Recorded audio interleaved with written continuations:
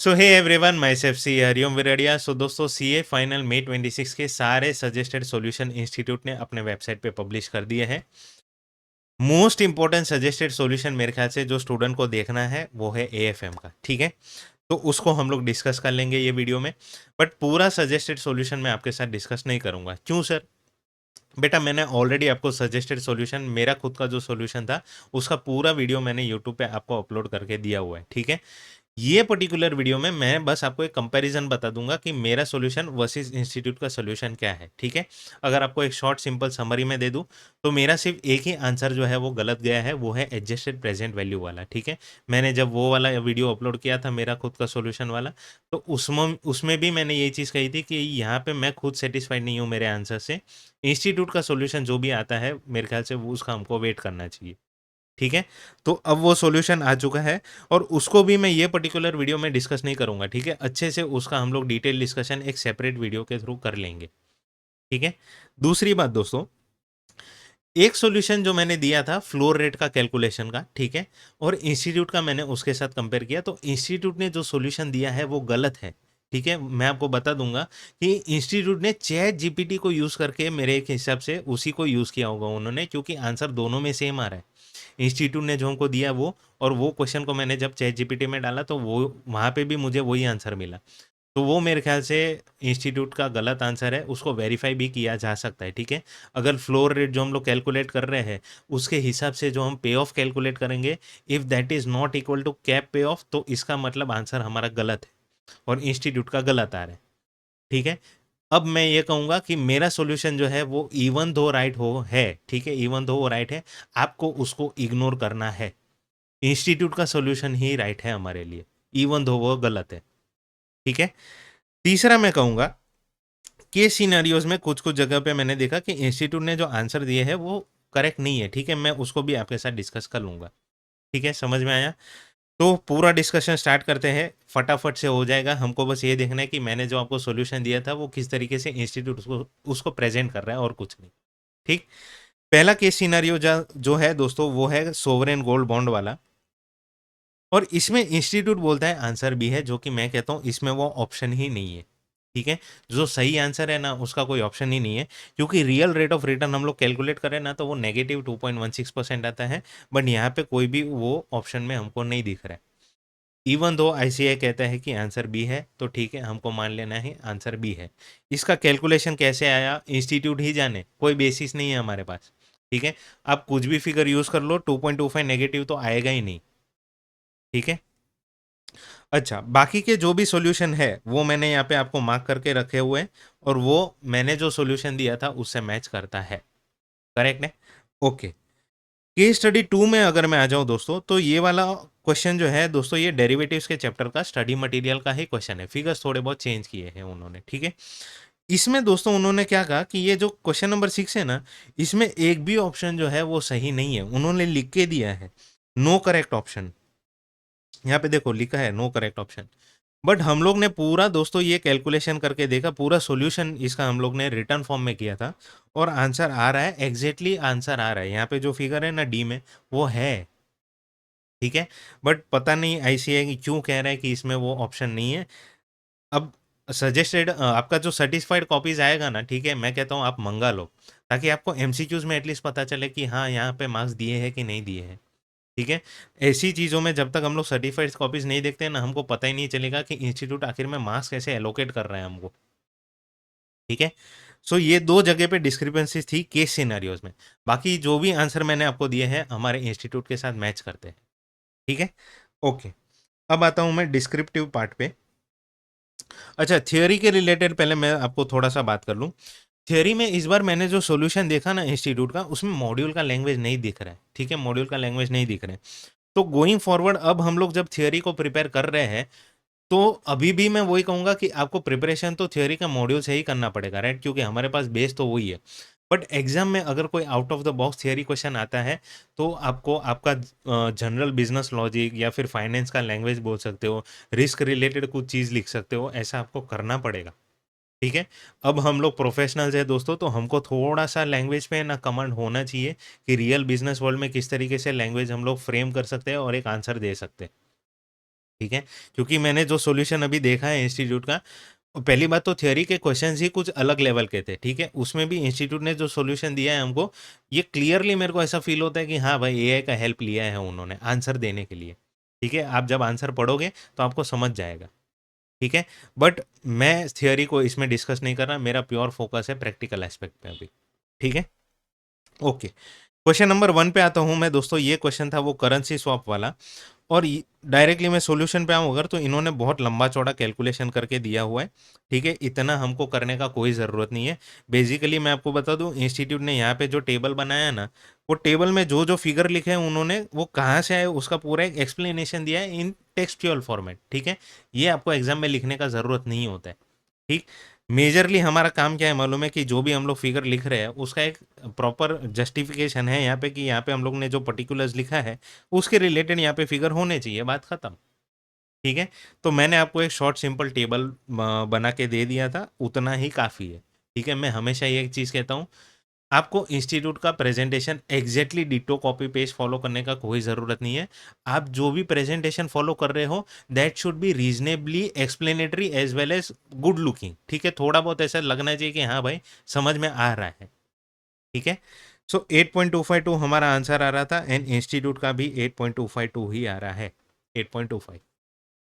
ठीक है, सो ये मैंने आपको बता दिया। क्वेश्चन नंबर 2 पे मैं आ जाऊं, सॉरी क्वेश्चन नंबर 1 का बी एच मॉडल का ये क्वेश्चन था, और उनका आंसर आ रहा है 734.28, और हमारा भी वही आ रहा है 734.29। ठीक है, ये वाला जो क्वेश्चन है बी का, उसका आंसर आ रहा है 15.76, और यहाँ पे भी आ रहा है 15.76। अब जब मैंने ये सॉल्यूशन का वीडियो डाला था, ठीक है, जो वीडियो डाला था उसमें जो ये सॉल्यूशन मैंने डिस्कस किया था, तब मैंने आपसे कहा था कि हो सकता है कि इंस्टीट्यूट यहाँ पे ना 850 डिनोमिनेटर में लिख के आंसर आपको दे दे, विच इज़ पॉसिबल, बट वो गलत है। इंस्टीट्यूट ऐसा कर सकता है, मैंने ये चीज़ कही थी, बट वो गलत हो जाएगी। फिर भी इंस्टीट्यूट ने उसको किया है, यहाँ पे देखो डिनोमिनेटर में 850 लिखा है। ठीक है, ऑल्टरनेटिव और करके लिख दिया, बट ये गलत है। ठीक है, डिनोमिनेटर में दोस्तों जो वैल्यू आती है ना, बेस वैल्यू जिसको हम लोग बोलते हैं, उसका एक प्रॉपर मैथमेटिकल लॉजिक होता है कि यहाँ पे ये फिगर क्यों लिख रहे हैं हम लोग। ठीक है, 850 जो है वो गलत है, 734.28 जो है वो मेरे ख्याल से करेक्ट है। ठीक है, बट अब कुछ भी लिख के आते हैं, आपको मार्क्स तो मिलने ही वाला था। करेक्ट है। क्वेश्चन नंबर 2 पे मैं आता हूँ, क्वेश्चन नंबर 2A पे। ठीक है, ये पोर्टफोलियो मैनेजमेंट का दोस्तों क्वेश्चन था, एंड यहाँ पे हमारा जो सॉल्यूशन है वो है 13.3, 16.2, और यहाँ पे भी है 13.3 एंड 16.2। ठीक है, जो क्वेश्चन नंबर सब क्वेश्चन 2 है, ठीक है, बी वाला, उसमें हमारा आंसर आ रहा है invested in security X 1,50,000, sold short boring in security Y 50,000। ठीक है, तो यहाँ पे भी वो वेरीफाई कर लेते। Long position in security in long position L, L क्यों लिखा है भाई? अच्छा, इसमें भी इन लोग ने बहुत प्रिंटिंग मिस्टेक की है, यहाँ पे देखो एल लिखा है, पता नहीं क्यों। अच्छा, लॉन्ग और शॉर्ट समझ गया, ठीक है, लॉन्ग और शॉर्ट लिखा है उन्होंने। ठीक है, 1,50,000 एक्स में किया है लॉन्ग पोजीशन, और 50,000 उन्होंने शॉर्ट में किया है। ठीक है, यहाँ पे सिक्योरिटी तक इन लोग ने नहीं लिखी कि किस में लॉन्ग किया है किस में शॉर्ट किया है। ठीक है, जो भी है अभी हम लोग को अंडरस्टैंडिंग रखना पड़ेगा उतना तो। ओके, नेक्स्ट क्वेश्चन है 2B दोस्तों, और ये ऑप्शंस का पूरा क्वेश्चन है। इसमें ना इंस्टीट्यूट ने हमको ये रिस्क फ्री रेट दिया था 6% का। ठीक है, और जब मैंने इस पे सॉल्यूशन अपलोड किया था तब मैंने कहा था कि हम लोग ये 6% को है ना सॉल्यूशन में इग्नोर कर रहे हैं बेसिकली। तब मुझे ये लग रहा था कि हम लोग प्रीमियम पे करते हैं करेक्ट ऑप्शन पे, तो जो प्रीमियम हम लोग पे कर रहे हैं, कहने से वो प्रीमियम को ही हम कहीं और यूटिलाइज कर सकते थे, तो 6% का हमको अपॉर्चुनिटी कॉस्ट लग सकता था। ठीक है, अब अपॉर्चुनिटी कॉस्ट लग सकता था, इसका मतलब कहने से मुझे ये वो प्रॉफिट एंड लॉस में से रिड्यूस करना पड़ सकता था। ठीक है, अगर लॉस है तो लॉस मेरा बढ़ जाता, अगर प्रॉफिट है तो प्रॉफिट मेरा कम हो जाता। ठीक, बट इंस्टीट्यूट ने ये पूरा इन्फॉर्मेशन जो है ना उसको इग्नोर किया है अपने सोल्यूशन पे। ठीक है, मैं कई बार ये चीज़ कहता हूँ कि इंस्टीट्यूट है ना कभी कभी ऐसी रिडंडेंट चीज़ हमको क्वेश्चन में दे देती है, बट हमको हमारा प्रेजेंस ऑफ माइंड रखना पड़ता है कि किस चीज़ को इग्नोर करना है। ठीक है, अब इसके बिना जो सॉल्यूशन आता है ना वो एकदम एकदम ही ईजी है। ठीक है, उसको भी वेरीफाई कर लेते हैं हम लोग थोड़ा सा। यहाँ पे देख लो, जो मैं वेरीफाई करवा रहा हूँ वो बस कर लेना, ठीक है। कॉल ऑप्शन लिखा है, पुट ऑप्शन लिखा है, मैंने भी यहाँ पे वही किया है। यहाँ पे है कॉल ऑप्शन और यहाँ पे है पुट ऑप्शन। आपको बस ये वेरीफाई करना है, इंट्रिंसिक वैल्यू 80 नील नील नील नील 80, ठीक है।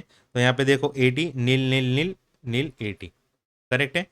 In the money, at the money, out of the money, in the money, at the money, out of the money, out of the money, at the money, in the money, out of the money, at the money, in the money, ठीक है। हम लोग बस verify कर रहे हैं answer, और कुछ नहीं। पूरा वीडियो मैंने ऑलरेडी अपलोड किया ही हुआ है दोस्तों, ठीक है। अच्छा, दूसरा जो था ये था प्रॉफिट एंड लॉस का कैलकुलेशन। इसमें हम लोग बस first and last figure verify कर ले तो भी काम बन जाएगा हमारा। 10,000, 15,500, 10,000 एंड 15,500, ठीक है। मैंने दो अलग अलग जगह पे कैलकुलेशन किए हैं। अब एक एक फिगर वेरीफाई करोगे तो भी आंसर करेक्ट ही है मेरा, ठीक है। Okay, 13,000 negative, 7,500, 13,000 negative and 7,500 positive, ठीक है। सो ये मैंने आपको वेरीफाई करके दे दिया। ये अजम्पशन अभी हमको लिखने की ज़रूरत नहीं है, ठीक। नेक्स्ट क्वेश्चन है दोस्तों ये एडजस्टेड प्रेजेंट वैल्यू का, और मैंने जैसे कि कहा इसमें मैं पूरा सेपरेट वीडियो ला दूंगा। मेरा सॉल्यूशन जो है वो गलत है, इंस्टीट्यूट का हम लोग एक बार पढ़ लेंगे, ठीक है। ओके, नेक्स्ट क्वेश्चन जो है ये था म्यूचुअल फंड का। एंड इसमें जो सॉल्यूशन मैंने दिया ना दोस्तों, एक सेकेंड, इसमें जो सॉल्यूशन दिया है वो ये वाला पोर्शन जो है वो मेरा करेक्ट है, ठीक है। यहाँ पे आईसीआई ने जो अजम्पशन लिया है, मैंने दो अजम्पशन लिए थे कि पहला उसने रिडीम किया है तो क्या, अगर रिडीम नहीं किया है तो क्या, ठीक है। तो मैंने जो अजम्पशन लिया है पहला वाला कि रिडीम नहीं किया है तो क्या, उसका सॉल्यूशन मैंने यहाँ पे दिया है। बट आईसीआई ने इसको इग्नोर किया है, ठीक है। आईसीआई बोलता है कि नहीं भाई हम लोग ने रिडीम किया है। तो उस केस में आंसर आ रहा है हमारा 19.90% एंड 31.43। तो उसको वेरीफाई कर लेते हैं। 19.89 मतलब कि 90 एंड 31.43, ठीक है। बट सुनो ध्यान से, यहाँ पे इंस्टीट्यूट ने ना एक ऑल्टरनेटिव सॉल्यूशन दिया है, मुझे वो ज़्यादा करेक्ट लगा, ठीक है। तो इसके लिए भी मैं एक सेपरेट वीडियो आपके साथ ला दूंगा। ये सजेस्टेड इसका जो प्रॉपर सॉल्यूशन है ना, मैं आपको इस पे एक्सप्लेनेशन दे दूंगा, ठीक है। But from in a separate video, ठीक है। ये वाला सॉल्यूशन जो इंस्टीट्यूट ने दिया है दैट इज़ मोर लॉजिकल। मैंने जब ये मेरा खुद का सॉल्यूशन वापस से चेक किया तो मुझे लगा नहीं, इंस्टीट्यूट का बेटर है, लॉजिकल है। वो मैं आपको बता भी दूंगा कि मैंने यहाँ पे क्या गलती करी है, जो इंस्टीट्यूट ने अपने ऑल्टरनेटिव सॉल्यूशन में लॉजिकली क्या प्रूव किया है, ठीक है। ओके, नेक्स्ट क्वेश्चन पे आते हैं दोस्तों। अच्छा, ये वाला क्वेश्चन जो है ये मिक्स फॉर्मेट वाला क्वेश्चन था, शार्प सिंगल इंडेक्स मॉडल का और सीएपीएम का, ठीक है। इसमें भी हमारा आंसर जो है वो राइट है, ये मैं आपको बता दूं। यहाँ पे देखो, रिजेक्टेड सिलेक्टेड रिजेक्टेड सिलेक्टेड, जो मैं कह रहा हूँ बस उसी पे फोकस करना, वही हमारा आंसर होगा मेन, ठीक है। रिजेक्टेड सिलेक्टेड रिजेक्टेड सिलेक्टेड, ये शार्प सिंगल इंडेक्स मॉडल का है। वेट हम लोग एक बार देख लेते हैं, 36.15 एंड 63.85। यहाँ पे आते हैं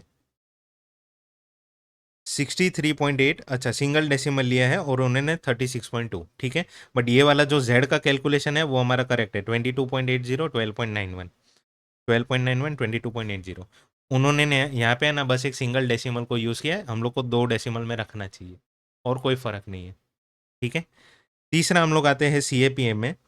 उन्होंने यहाँ पे से बस सिक्योरिटी बी और डी का ही सिलेक्शन किया है, बट हम लोग ने पूरा बताया कि सिक्योरिटी बी और डी को आपको सिलेक्ट करना है, मतलब कि बाय करना है, और ए और सी को आपको रिजेक्ट करना है, ठीक है।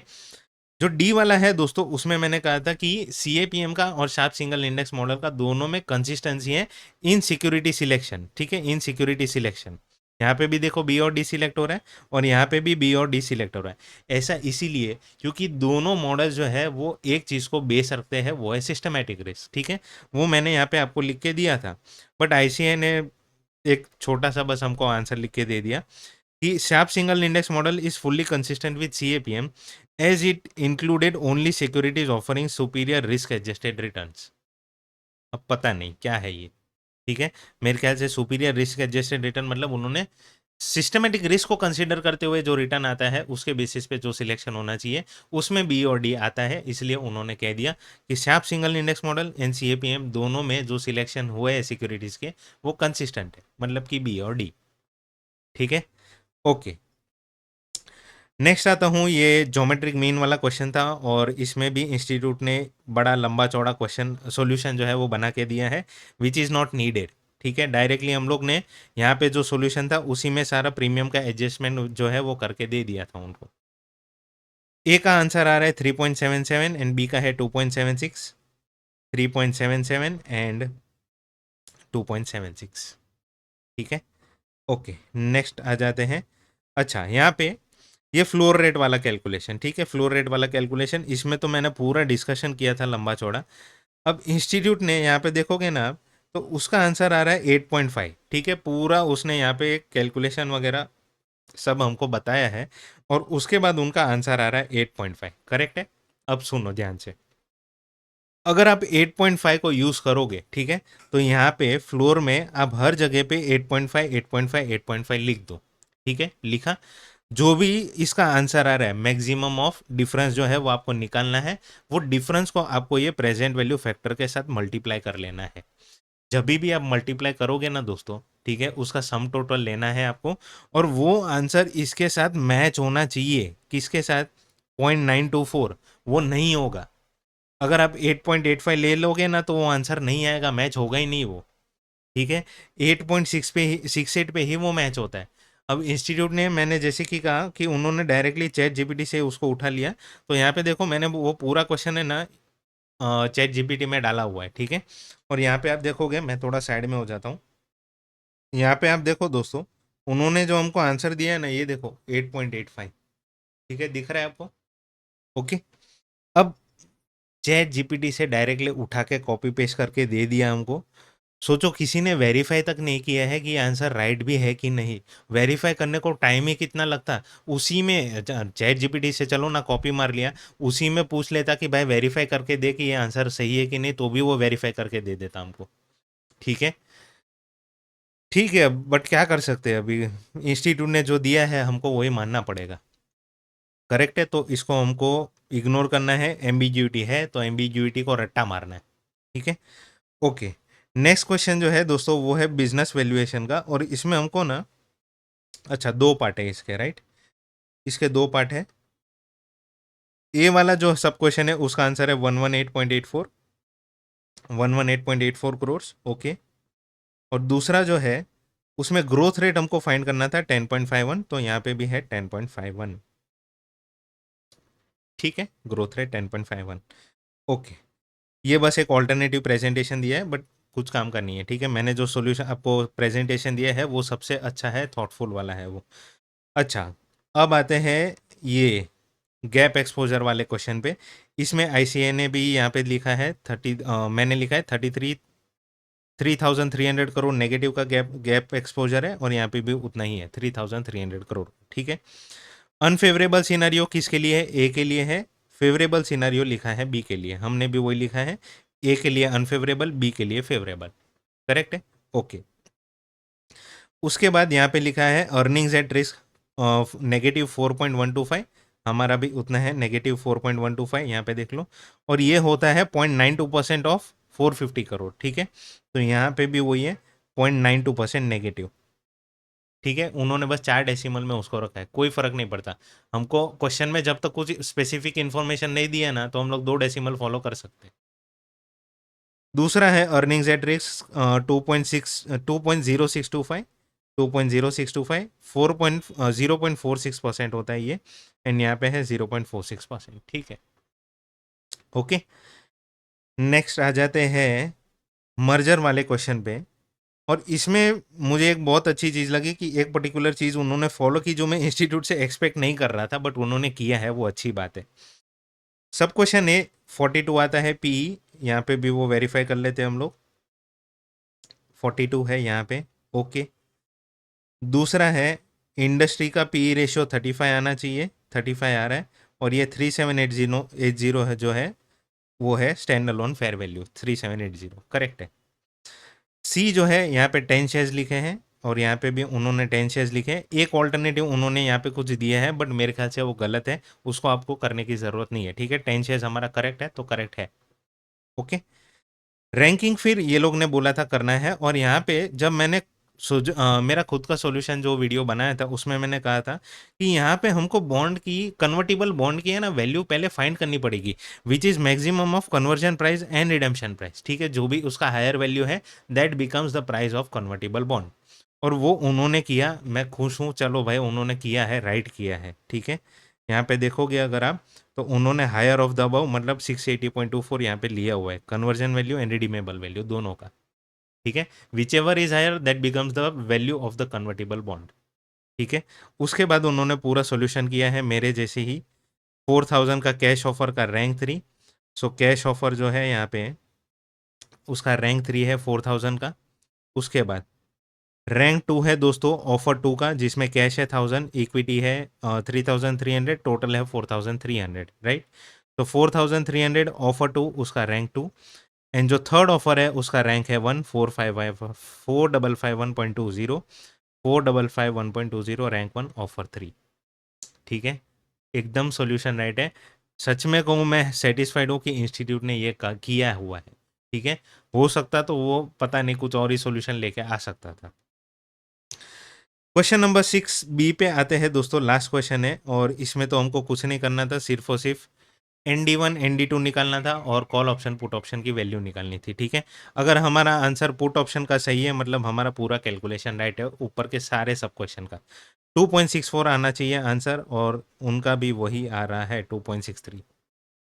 ठीक है, ये वाले सारे फिगर हमारे सॉल्यूशन में है। ठीक है, सो ये दोस्तों मैंने आपको पूरा सॉल्यूशन का एक कंपैरिजन बता दिया, क्योंकि कभी कभी क्या होता है कि हमेशा हमको हमारे माइंड में डाउट रह जाता है कि जो फैकल्टी सजेस्टेड सॉल्यूशन डिस्कस करती है कि क्या वो सही भी है कि नहीं। ठीक है, तो वो कंपैरिजन करना मेरे लिए भी एक ड्यूटी फुलफिल करने जैसा है, तो वो मैंने आपके लिए कर दिया, राइट। दो क्वेश्चन जो मैंने कहे कि इसका मैं आपको प्रॉपर सॉल्यूशन दूंगा, वो था म्यूचुअल फंड का। ठीक है, जो डिविडेंड बोनस प्लान है उसका मैं आपको पूरा डिटेल सॉल्यूशन एक अलग ही सेपरेट वीडियो के थ्रू लाके दे दूंगा। एंड दूसरा एडजस्टेड प्रेजेंट वैल्यू वाला। ठीक है, ओके दोस्तों, सो आज के लिए बस इतना ही, मिलते हैं अगले एपिसोड में, बट तब तक के लिए thank you very much, have a nice day.